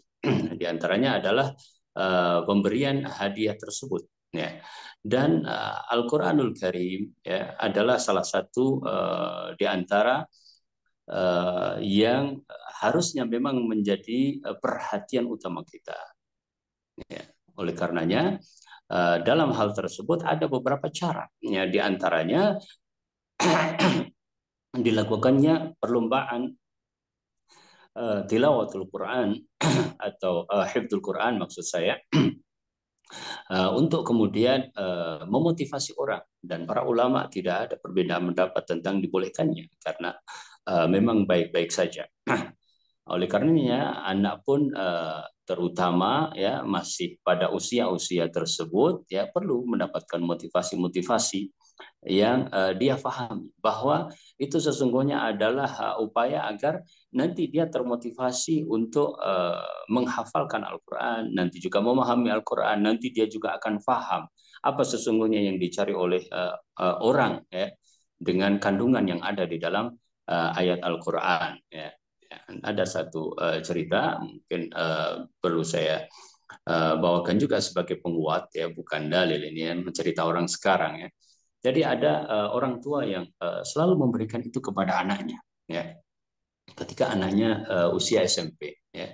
Kalau kamu hafal sekian juz, saya berikan hadiah seperti ini. Dan terus menerus sampai pada akhirnya pada juz tertentu dia sudah usia SMA ya, dan dia sudah paham dan sudah menikmati, akhirnya dia mengatakan bahwasanya Umi saya nggak perlu hadiah itu lagi gitu ya, artinya dia menghafalkan ya. Meskipun ada juga cerita yang lain yang mirip kemudian nggak apa namanya nagih hadiahnya gitu ya, tapi ketika sudah selesai 30 juz baru nagih ya. Jadi maksud saya secara hukum boleh ya, namun tentu kita juga terus menerus untuk mengarahkan kepada yang lebih baik. Bahkan ulama hadis dahulu di antara mereka ada yang mengatakan di dalam ceritanya, saya belajar niatnya macam-macam ya, sampai kemudian terakhir mengatakan wa ya bal ilmu illa ayyakuna lillah, tapi ilmu ini tidak mau kecuali semuanya benar-benar karena Allah. Artinya mereka juga mengalami perjalanan di dalam masalah niat. Tidak semua ulama hadis itu kemudian dari pertama niatnya udah lurus benar gitu.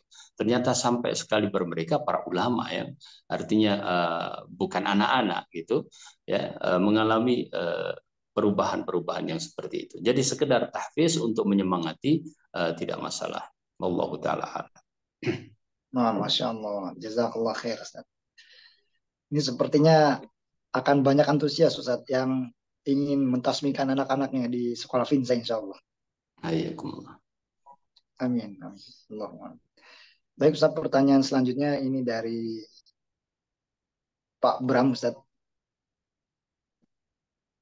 Pak Bram menyampaikan dan menanyakan bagaimana solusi bagi anak-anak yang tidak tertib atau sulit ditertibkan, tidak khusus saat sholat berjamaah, khususnya di lingkungan sekolah. Nah, alhamdulillah nusalli wa nusallim ala Rasulillah. Ya. Jadi untuk budaya tertib ya, tadi saya sempat bawakan satu slide yang saya tidak bahas ya, yaitu tentang pengaturan majelis. Jadi sebuah pengaturan itu diperlukan ya. Karenanya para ulama juga menyebutkan tentang hukum membawa anak-anak ya ketika sholat gitu kan, di masjid khususnya bagi jamaah laki-laki misalnya ya. Nah itu juga perlu diajarkan kepada mereka.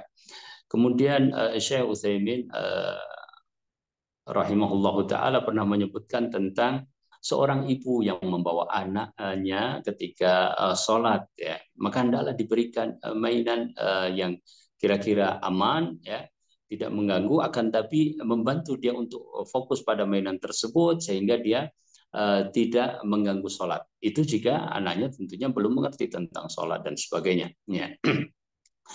Nah, kita bisa sebut tadi bahwasanya anak-anak kita ini ada yang usia SD, ada yang lebih kecil dari itu, mungkin yang sudah SD kelas 1 sampai kelas 4 itulah yang sholat di masjid ya. Karena dididik untuk dibiasakan. Tapi tentu saja ada pengaturan-pengaturan ya. Dan pengaturan-pengaturan tersebut ya, sesungguhnya adalah pengaturan-pengaturan yang boleh-boleh saja untuk kita khususnya sebelum pelaksanaan sholat banyak-banyak pikiran atau berinovasi ya. Contoh kayaknya yang sudah dilakukan juga oleh teman-teman di Finsa, misalnya memisahkan antara anak yang sangat aktif ya dengan yang sebenarnya dia ketika di masjid sudah langsung anteng gitu ya.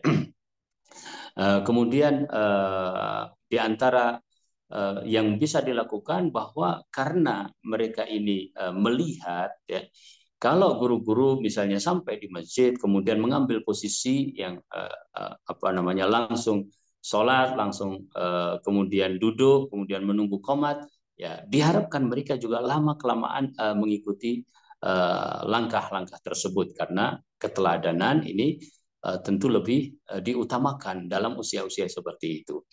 Kemudian dari mereka ini kadang ada satu dua yang memang geraknya melebihi yang lainnya, ya, dan perlu pendekatan yang lebih di dalam mengupayakan supaya tertib, ya, supaya dia terbiasa dengan itu, gitu, ya. Ya, maka ada ustadz yang fokus mungkin kepada anak-anak tersebut, ya, sehingga sistem bisa berjalan, ya. Kemudian secara mayoritas juga bisa tertangani, dan anak-anak yang mungkin membutuhkan penanganan lebih juga ada yang khusus menangani mereka. Tentu butuh proses, tapi saya yakin kalau itu dilakukan terus-menerus, istiqomah gitu ya, maka akan ada perubahan-perubahan tersebut. Wallahu taala alam.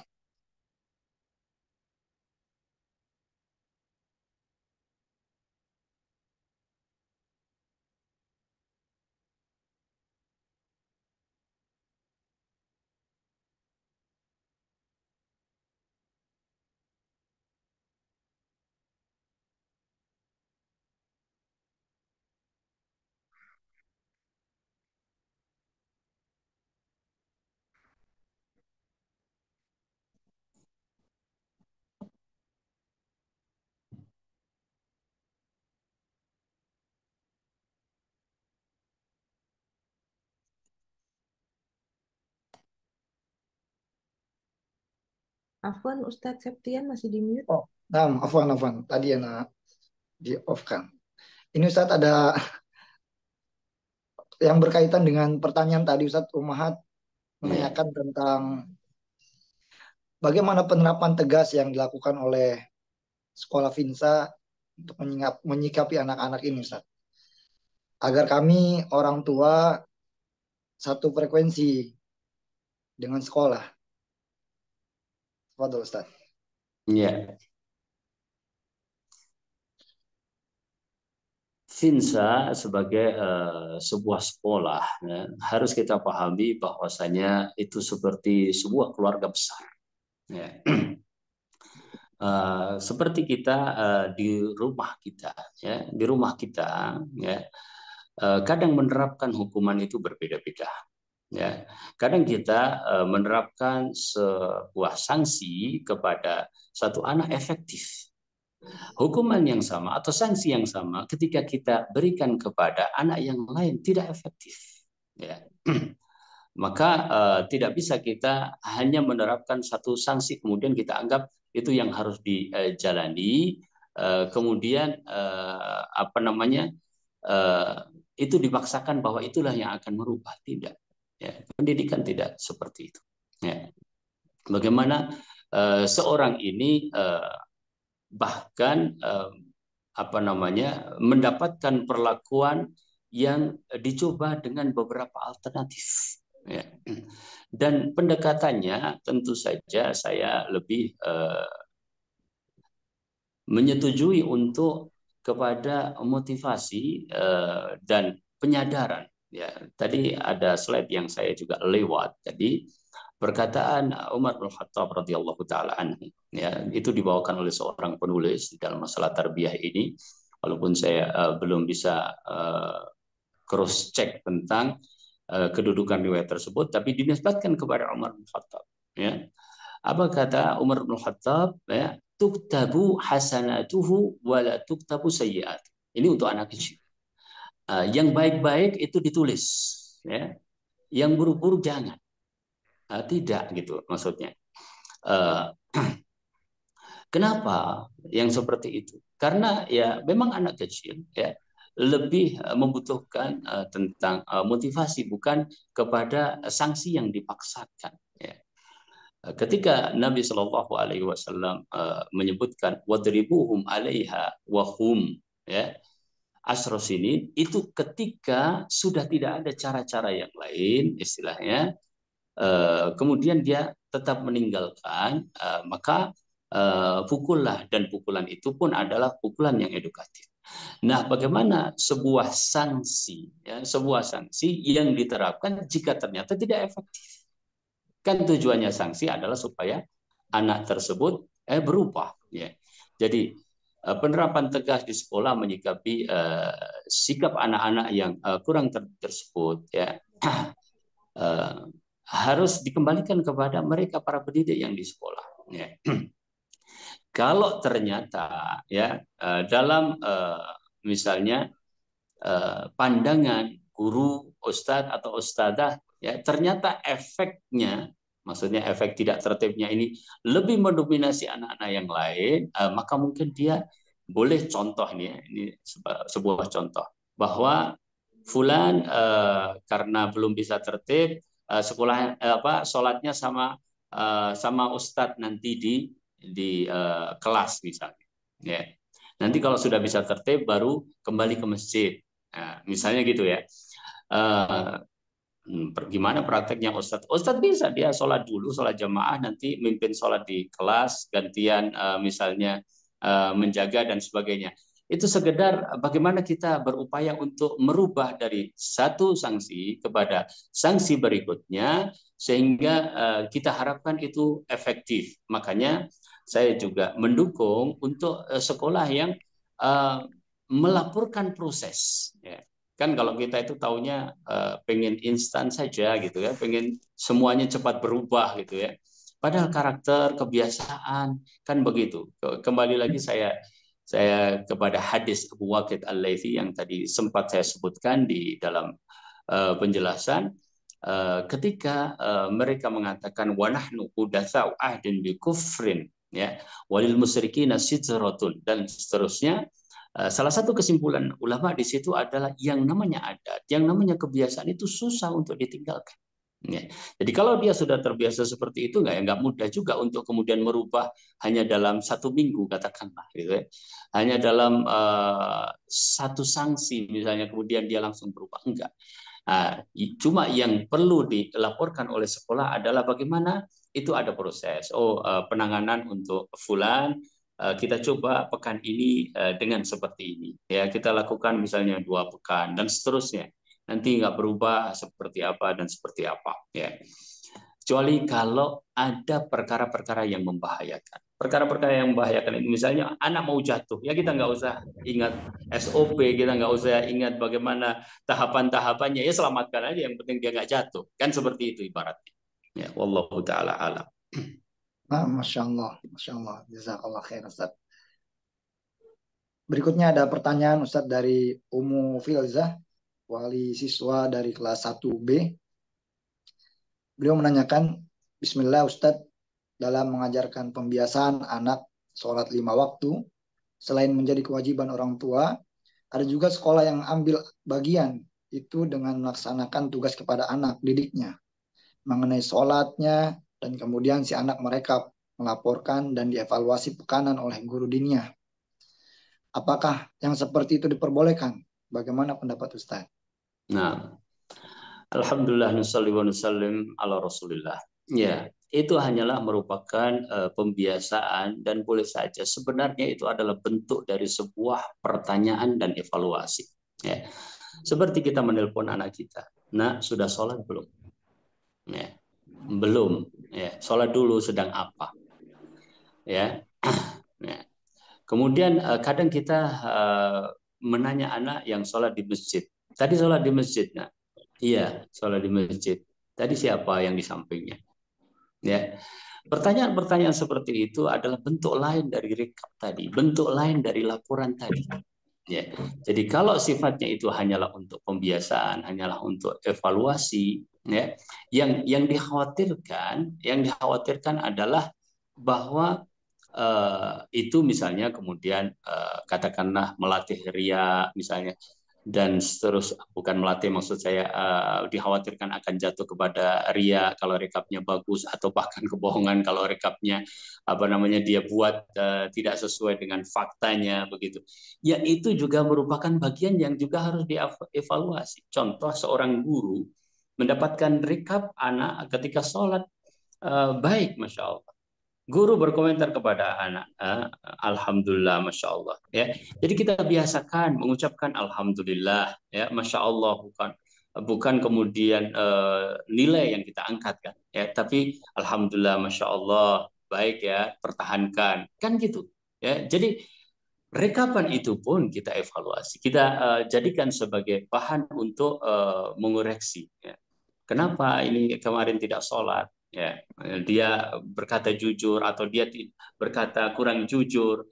Kan dari situ kita bisa menilai. Ya. Dan dari situlah kemudian terjadi juga evaluasi yang lebih tertib, yang lebih baik dan lebih terukur. Jadi itu tidak mengapa. Wallahu taala a'lam. Masya Allah, Masya Allah. Sanallah, baik Ustaz. Nah, Ustaz, ini ada pertanyaan satu lagi. Apakah antum berkenan menjawab, Ustaz? Nah, ya ditanya aja dulu, kalau berkenan, kalau nggak tahu jawabannya ya bilang nggak tahu. Masya Allah, Masya Ya Allah. kalau saya. Allah, Ustaz. Nah, ini dari Ummu Aisyah TK, Ustaz, bertanya, Bismillah, bagaimana cara agar anak mempunyai kesadaran sendiri tanpa disuruh atau dipaksa dalam menjalankan syariat yang telah diajarkan di sekolah maupun di rumah. Contoh seperti sholat. Apa ada masa usia-usia tertentu? Jazakumullah khair. Ya. Alhamdulillah, nusalli wa nusallim ala Rasulillah. Ya. Seandainya orang itu belum sadar, tentu kita masih harus menyuruhnya, ya, berapapun usia dia, kan gitu, ya. Dan memang kita harus sabar. Wa'mur ahlaka bis-salati wastabir, ya, 'alaiha, dan perintahkanlah keluargamu untuk melakukan salat, ya, wastabir 'alaiha, dan bersabarlah. Ya. Syekh As-Sa'di rahimahullahu taala menyebutkan di dalam tafsirnya bahwa kata sabar ini maknanya banyak, ya, sampai pada bagian dari sabar itu adalah selalu mengingatkan. Bahkan kalau tidak salah ada kata izaj. Izaj itu artinya ya anak itu diingatkan terus, kayak gampangnya ngomong ini orang tuanya kayak cerewet gitu ya, mengingatkan masalah sholat itu gitu. Meskipun pengertian saya tentang cerewet itu tidak harus cerewet itu artinya harus selalu dengan suara keras, kan gitu. Ya, cerewet itu kan bisa saja, maksud saya saat tadi ditanya, nanti berapa menit lagi ditanya lagi, ya kan? Nanti sudah terlewat aktivitas lain ditanya lagi, kan gitu. Artinya dipastikan dia mengerjakan sholat. Ya. Jadi perintah untuk masalah ini memang perlu kesabaran, itu yang pertama. Jadi seandainya anak itu sampai usia tertentu belum sadar, dan itu memang ada, ya, bahkan banyak ya, orang meninggalkan sholat pun sampai tua juga banyak, waliyadzubillah, ya. Maka pertanyaannya yang lebih mungkin kita arahkan adalah bagaimana memupuk kesadaran tersebut, kan, ya. Apakah ketika dipupuk kesadaran tersebut kemudian pada usia-usia tertentu dia akan sadar, kan gitu? Belum tentu juga. Kita mengharapkan di saat dia balik dia sudah sadar akan hal tersebut, ya. Ya, tetapi kenyataannya ya terus kita mendampingi di dalam masalah itu, wastabir 'alaiha. Nah, adapun bentuk penyadaran itu kalau anak kecil, ya, orang sadar itu kalau orang dewasa itu karena tahu bahwa dia butuh kepada perbuatan tersebut, ya. Jadi tanpa disuruh pun dia akan melakukan, seperti kita mencari rezeki karena kita butuh, ya, nggak ada orang nyuruh, kita tetap mencari, ya. Jadi bagaimana anak itu dibawa sampai dia merasakan bahwa dia butuh kepada sholat tersebut, bahkan sampai pada usia yang tadi saya katakan belum tentu orang merasa butuh kepada sholat, ya. Tapi kalau sudah sampai kepada nilai kebutuhan yang tinggi seperti Rasul Shallallahu Alaihi Wasallam mengatakan kepada Bilal, ya Bilal, arihna bis shalah. Wahai Bilal, kita ini dibuat rehat dengan melakukan sholat. Ayo sholat. Ya. Nah, untuk sampai ke sana kan perlu proses yang panjang. Namun untuk usia anak-anak sebenarnya intinya tadi kepada kalau dia itu sebelum tamyiz, ya dia hanya diajak-ajak, diperlihatkan, maka di antara hikmah kenapa ada sholat sunnah di rumah, agar anak-anak ini selalu melihat orang tuanya melakukan sholat dan dia akan ikut sholat. Ya. Jadi kalau kita perhatikan anak-anak kecil itu akan selalu mengikuti kan begitu. Apa saja yang mungkin dia lihat kan gitu. Begitu yang dia saksikan banyak perkara sholat, dia nanti ikuti.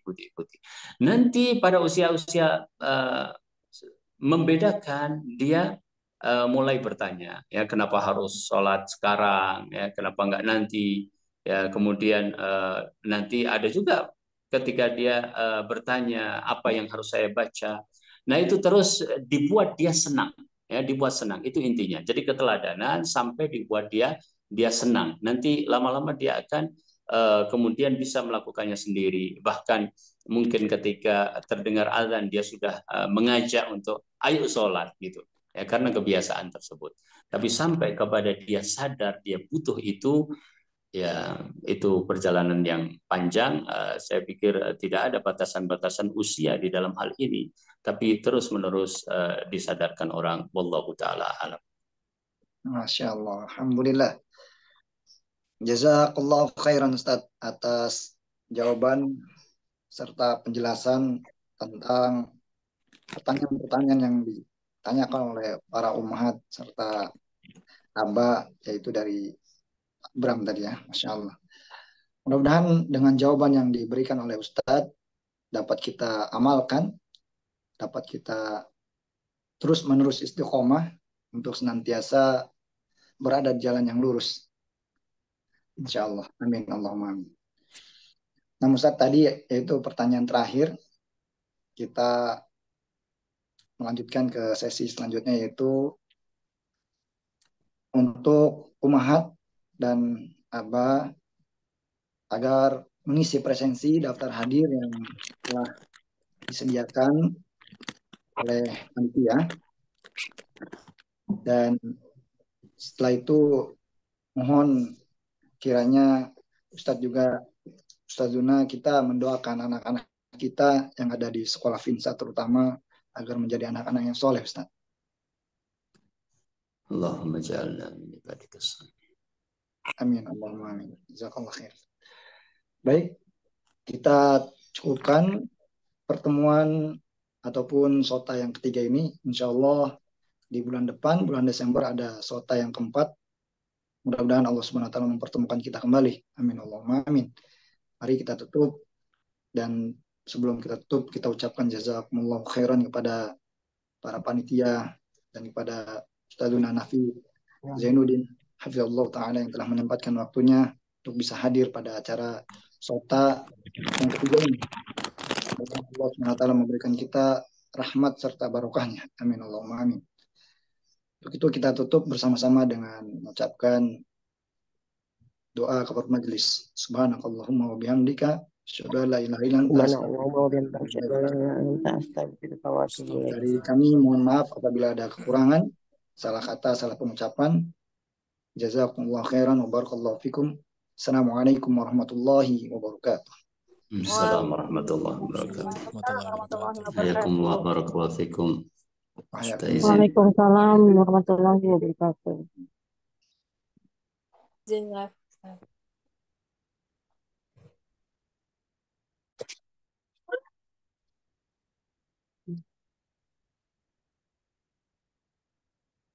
Itu sesuatu